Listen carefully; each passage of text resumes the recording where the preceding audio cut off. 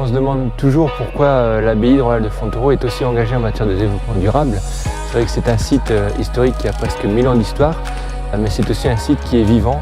On a aujourd'hui différentes activités et le site effectivement est un site contemporain.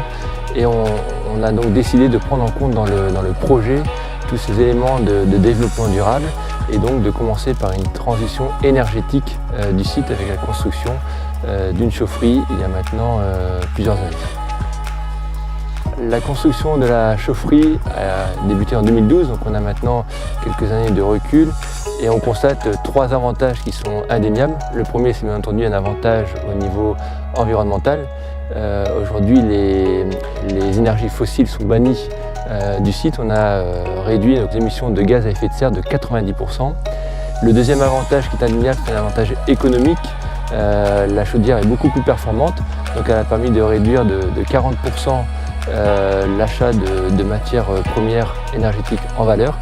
Et le troisième avantage est un avantage en termes de confort de la part des utilisateurs qui ont un confort beaucoup plus important en matière d'utilisation des espaces, notamment l'utilisation des salles.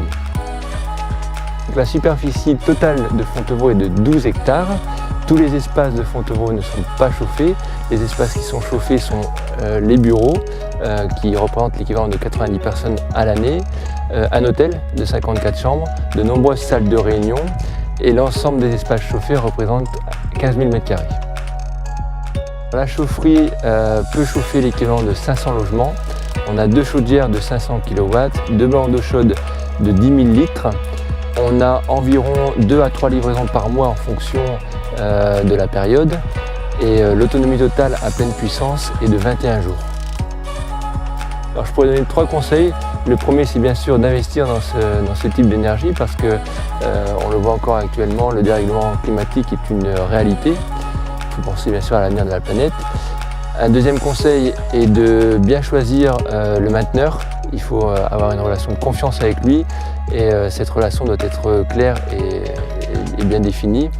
Et le troisième conseil, c'est de mettre en avant cet investissement parce qu'il constitue un avantage concurrentiel important.